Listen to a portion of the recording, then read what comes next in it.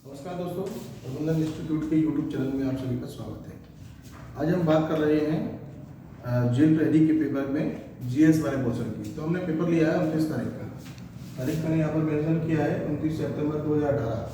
तो यहाँ पर हम प्रश्नों की बात करेंगे जीएस वाले सेक्शन की। तो यहाँ पर पहला प्रश्न है, मैं प्रश्न नहीं लिख रहा, ऑप्शंस की बात करते हैं, राइट है ना। तो प्रश्न आपको है, प्रश्न था इसमें, किसने मेर्सिडन तुर्की में fake artist gymnastic world challenge, वहाँ पर एक कंपटीशन हुआ था जिम्नास्टिक वर्ल्ड चैलेंज कप के वर्ल्ड इवेंट में स्वर्ण पदक जीतने में प्रथम भारतीय जिम्नास्टिक बनकर इतिहास रचा है। ये 4 ऑप्शन हैं, इनमें से कौन सा ऐसा है जिसने इनमें जिम्नास्टिक में पदक जीता था।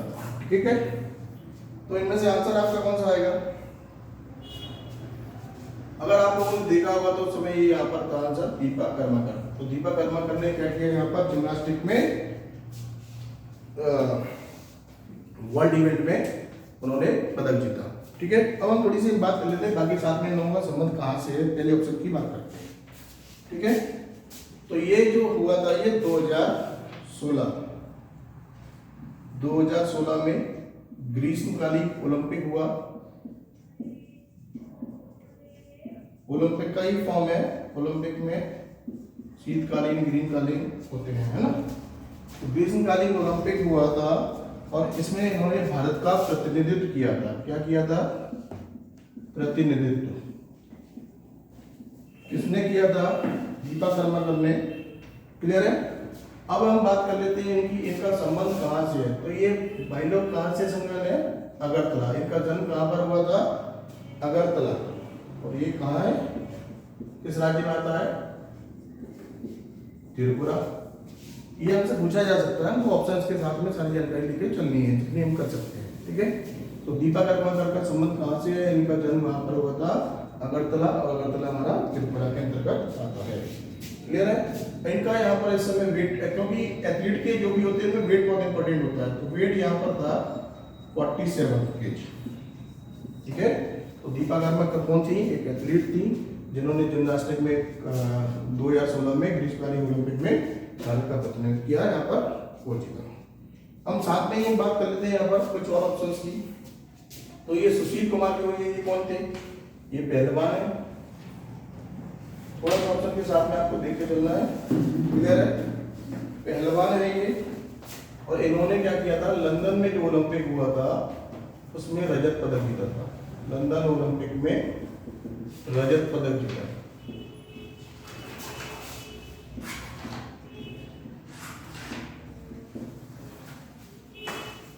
नेक्स्ट इंपॉर्टेंट है हमारे लिए अश्विनी नाचप्पा। आप लोगों ने थोड़ा सा सुना है कि नहीं पता नहीं, लेकिन ये इंपॉर्टेंट है यहाँ से। अश्विनी नाचप्पा ये कौन है? ये भी एक एथलीट है। अब नहीं है, पूर्व में पहले खेला करती थी, ये एथलीट है। और आजकल ये कन्नड़ मूवी में काम कर रही है। सॉरी, कन्नड़, हाँ कन्नड़ मूवी में, वहां पर कन्नड़ मूवी में ये आजकल काम कर रही है, यानी कि वहां की एक्टर्स हो गई हैं। कौन? अश्विनी नाचप्पा। और इनके बारे में आपको बता दूं, बहुत इंपॉर्टेंट प्लेयर्स हैं, आप लोग कम जानते हैं इसे। तो इन्होंने क्या किया? पीटी उषा। पीटी उषा को क्या कहते हैं? उड़न परी। तो इन्होंने पीटी उषा को 2 बार इन्होंने डिफीट दिया। क्लियर है। और साथ में इन्हीं को, किसको? अश्विनी नाचप्पा को भारत का फ्लोज कहा जाता है। भारत का फ्लोजू।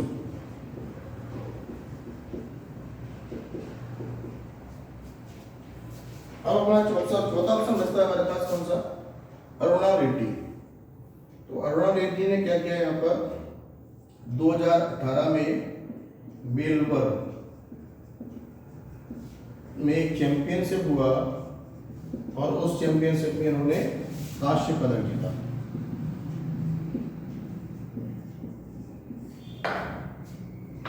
और ये बिलोंग करती है हैदराबाद। इनके स्टेट बहुत इंपॉर्टेंट होते हैं। किसको बिलोंग करती है ये? हैदराबाद को। और ये साथ में ही क्या था? ये पहली इंडियन महिला है जो वर्ल्ड स्पर्धा में ब्रॉन्ज इन्होंने जीता था। क्लियर है। तो दोस्तों, हमको बात यहाँ पर ये है कि आपको जेल पुलिस में आपको सिलेबस समझना है कैसे है। तो ये स्पोर्ट्स सेक्शन से हमारे यहाँ प्रश्न आया है, तो यानी कि आपको स्पोर्ट्स सेक्शन को वेटेज देके चलना है। क्लियर है। अब हम बात करते हैं दूसरे प्रश्न की। यहाँ पर एक दूसरा प्रश्न आपके लिए आएगा। यहाँ पर यूनाइटेड नेशन जनरल असेंबली यानी कि संयुक्त राष्ट्र महासभा ने 21 जून, किसने? संयुक्त राष्ट्र महासभा ने 21 जून को कौन सा दिन डिक्लेयर किया? ऑप्शंस दिए थे यहाँ पर। इंटरनेशनल योगा डे, अंतर्राष्ट्रीय योगा दिवस, अंतर्राष्ट्रीय चिकित्सक दिवस, अंतर्राष्ट्रीय विश्व पर्यावरण दिवस, अंतर्राष्ट्रीय स्वास्थ्य दिवस। तो हम सभी लोग जानते हैं कौन सा बनाया था? International yoga day. कौन सा बनाते हैं? अंतर्राष्ट्रीय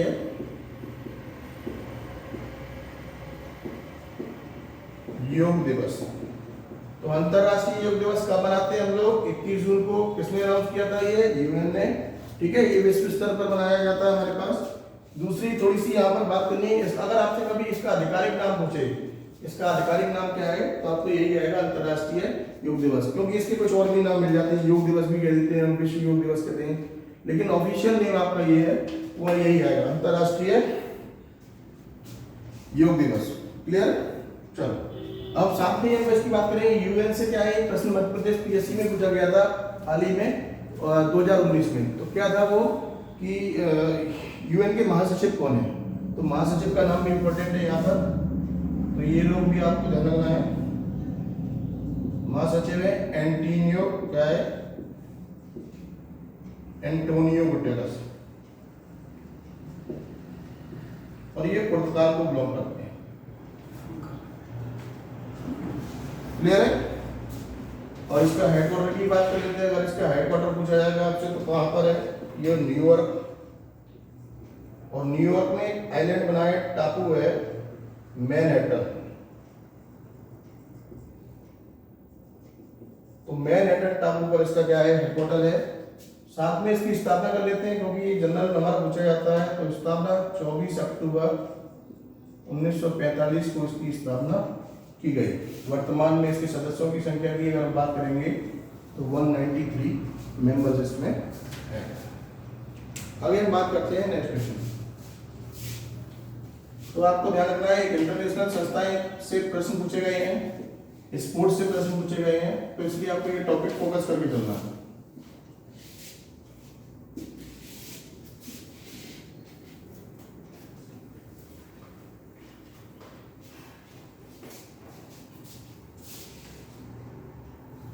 तीसरे प्रश्न की बात करें, बड़ा इंपॉर्टेंट प्रश्न है और एमपी से है। ठीक है, प्रश्न क्या है यहाँ पर? निम्नलिखित में से किस सिंचाई प्रणाली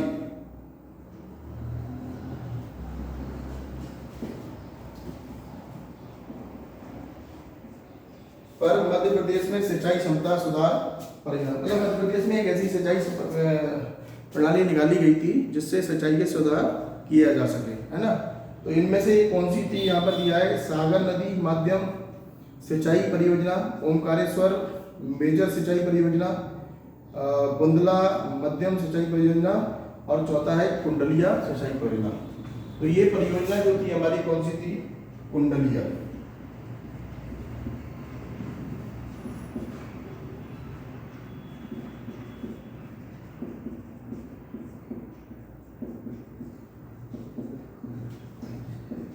कुंडलिया सिंचाई परियोजना बहुत इंपॉर्टेंट है, क्योंकि इसको 12 सितंबर 2018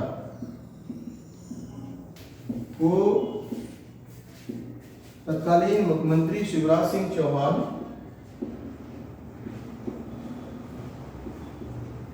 के द्वारा इसका लोकार्पण किया गया था।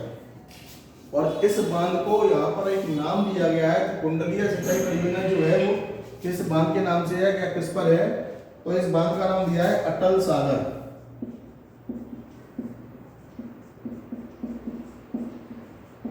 ध्यान रखें, बहुत इंपॉर्टेंट है। यहाँ से 2-3 प्रश्न बनते हैं सिंचाई परियोजना के बारे में। कुंडलिया सिंचाई परियोजना कब स्टार्ट हुआ यहाँ पर? तो इसकी ओपनिंग हुई है 12 सितंबर 2018 को।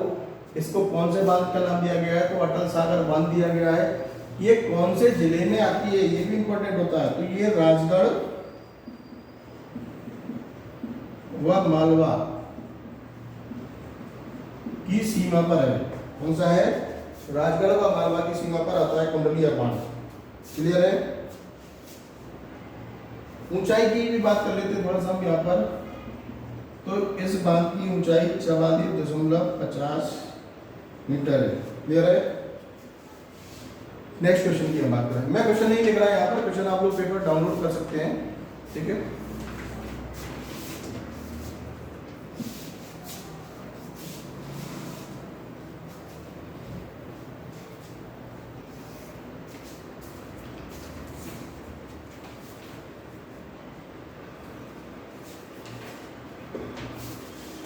नेक्स्ट क्वेश्चन है, क्वेश्चन नंबर 4 है और इसमें क्या है, प्रतिष्ठित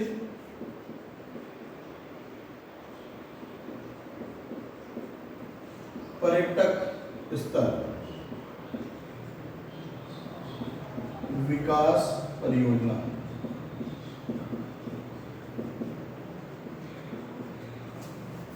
प्रश्न है, प्रतिष्ठित पर्यटक विकास स्थल परियोजना के तहत पर्यटन मंत्रालय द्वारा मध्य प्रदेश के विकास के लिए एक जगह चुनी गई है, तो वो कौन सा स्थल है हमने जो इसमें लिया है। ऑप्शंस में दिया है आपको ग्वालियर, भीमबेटका, ऑप्शंस आपके हैं ग्वालियर, भीमबेटका, खजुराहो और सांची। ये 4 ऑप्शन है, आपको आंसर बताना है इनमें से कौन सा स्थल हमने शामिल किया है। क्लियर है? तो आंसर आपका आएगा खजुराहो। कौन सा? एक्चुअली होता क्या है, प्रतिष्ठित पर्यटक स्थल विकास परियोजना के अंतर्गत होता क्या है, तो यहाँ पर क्या है, भारत देश में हमने ऐसे 17 स्थल या प्लेस को चुना है जिनको हम वर्ल्ड स्तर पर टूरिस्ट के लिए तैयार करेंगे। कितने चुने हमने? 17 ऐसे प्लेस है जिनको हमने वर्ल्ड स्तर पर टूरिस्ट के लिए तैयार करेंगे। ठीक है, इनमें से 17 साइट्स हैं। 17 साइट्स कौन कौन सी हैं मैं एक बार आपको बताता हूँ। एक तो अच्छा मैं वैसे ही बोलता हूँ, ताजमहल, फतेहपुर सीकरी, अजंता एलोरा, हुमायूं टॉम, लाल किला, कुतुब मीनार, कोलवा गोवा, आमेर का किला। आमेर का किला आप सभी लोग जानते हो,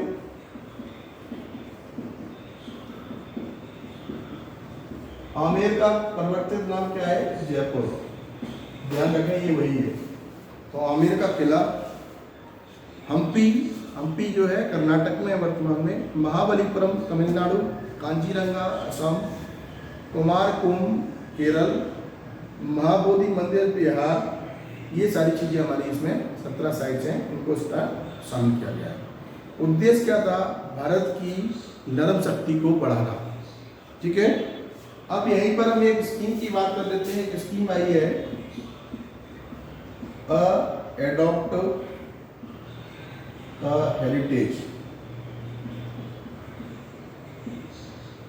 मतलब जितनी भी हमारी पुरानी विरासतें हैं उनको कोई एक व्यक्ति, एक समूह जो है उसको गोद ले ले, इस तरीके से, है ना। तो आप लोगों ने बीच में न्यूज़ सुना होगा कि हमने लाल किला बेच दिया या ऐसा कुछ नहीं हुआ है ना, उन्हीं चीज़ों की बात करें। तो यहाँ पर इसके तहत में क्या हुआ, लाल किला डालमिया समूह ने लिया।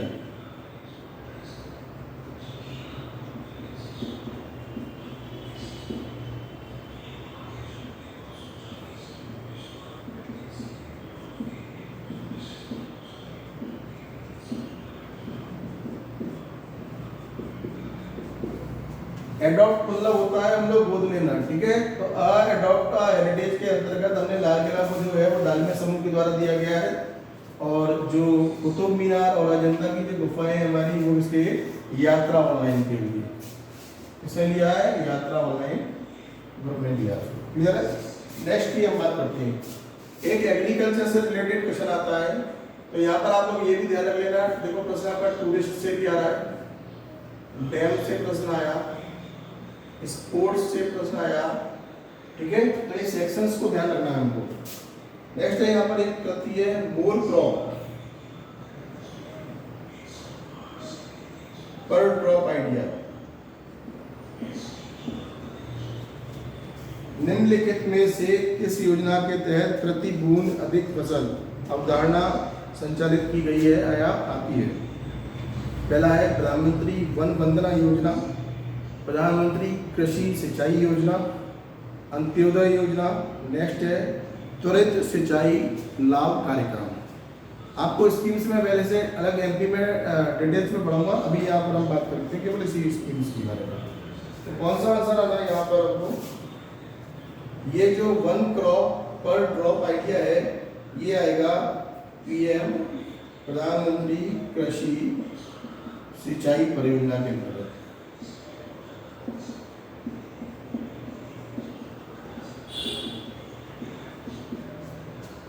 क्लियर है?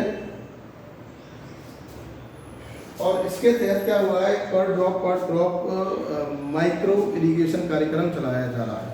कौन सा? माइक्रो इरिगेशन कार्यक्रम इसी के तहत चलाया जा रहा है। क्लियर? नेक्स्ट क्वेश्चन की हम बात करते हैं।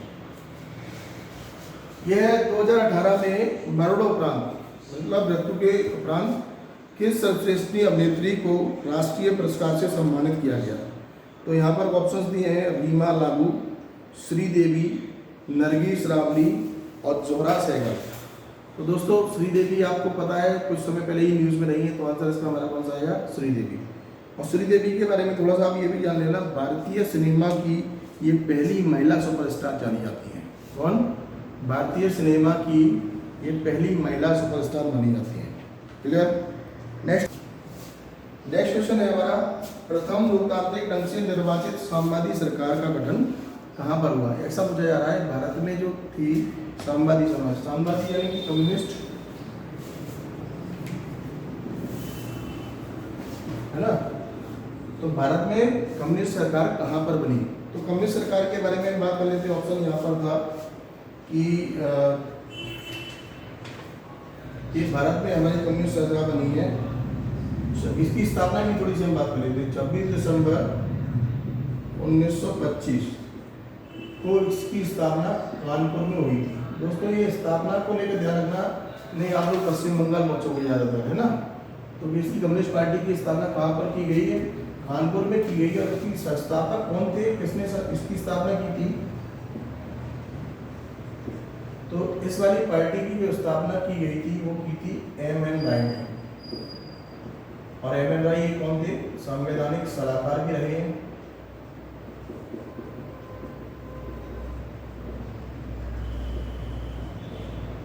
ठीक है?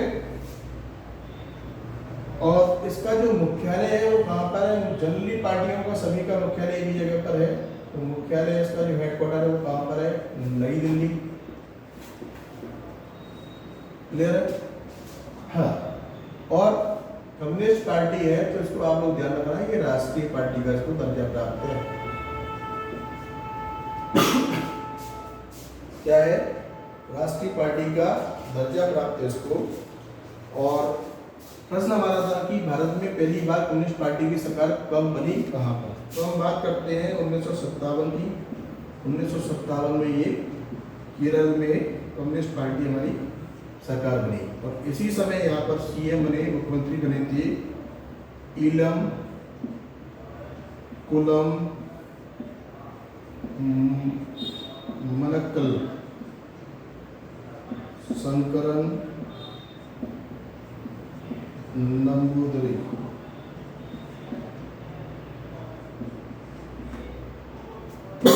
फिर से हम बात कर लेते हैं एक बार। कम्युनिस्ट पार्टी की स्थापना 26 दिसंबर 1925 को कानपुर में की गई।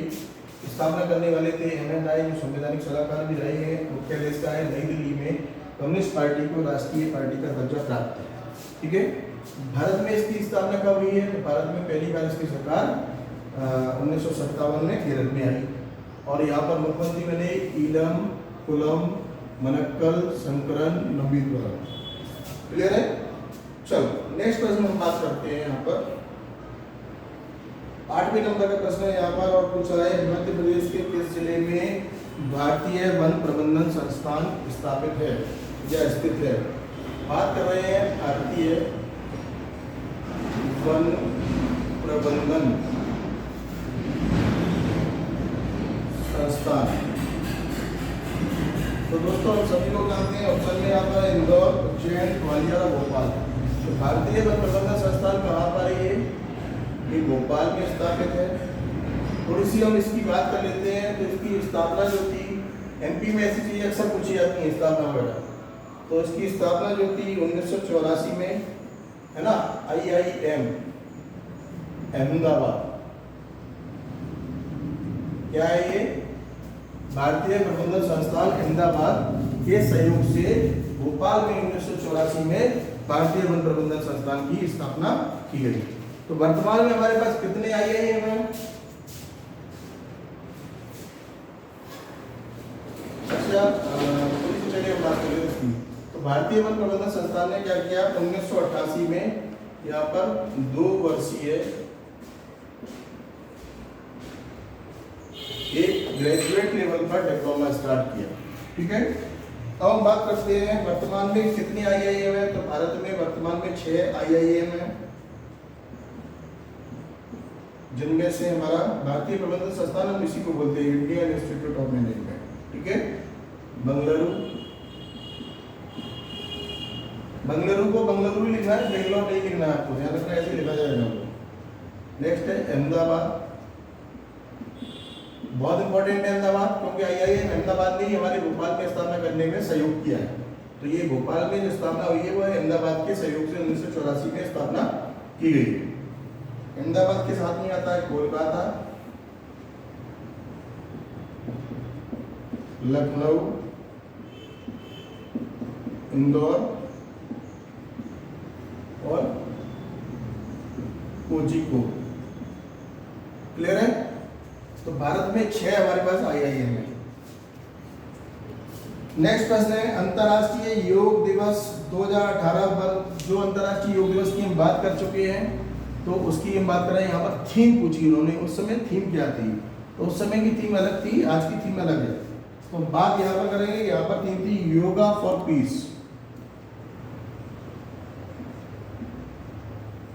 यानी कि शांति के लिए योगा। ये थी हमारी 2000 जो पेपर हुआ था आपका। और अब 2020 के परिप्रेक्ष्य में अगर आपसे यही पूछ लिया जाए इसकी थीम क्या है, तो 2020 में आपकी क्या थीम होगी, योगा फॉर हेल्थ। बहुत इंपॉर्टेंट है ये, ध्यान रखना इस चीज को, क्योंकि कोरोना साथ में चल रहा है। और योगा एट होम,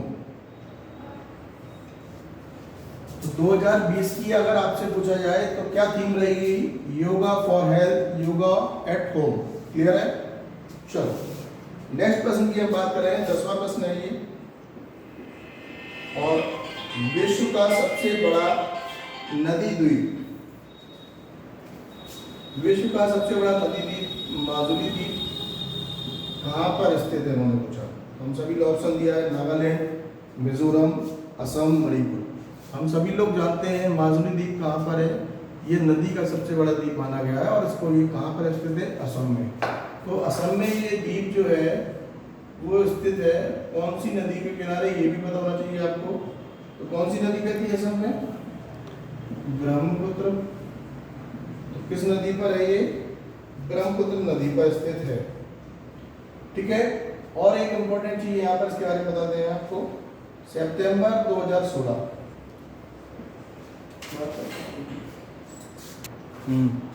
सितंबर 2016 की हम बात करेंगे। तो सितंबर 2016 में इसको गिनीज वर्ल्ड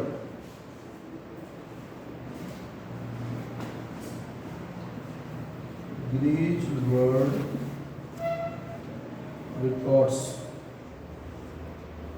में शामिल किया गया है। तो माजुली द्वीप कहाँ पर है, असम में है। कौन सी नदी पर है, ब्रह्मपुत्र में है। 2016 में इसको हमने क्या किया, गिनीज वर्ल्ड रिकॉर्ड में शामिल किया। और ये माजुली जो द्वीप है ये असम का ही 35वां जिला बनकर उभरा। ठीक है, और ये इम्पोर्टेंट है 35वां जिला। और एक इम्पोर्टेंट चीज यहाँ पर एक तत्व और आता है, यहाँ पर यह देश का पहला द्वीप जिला है। कौन सा, यह है देश का पहला द्वीप जिला बन गया, यह है। दोस्तों इसके बाद हम आगे के क्वेश्चंस को हम नेक्स्ट वीडियो में सॉल्व करेंगे, क्योंकि यहाँ पर थोड़ा सा टाइम कम पड़ रहा है। ठीक है, धन्यवाद।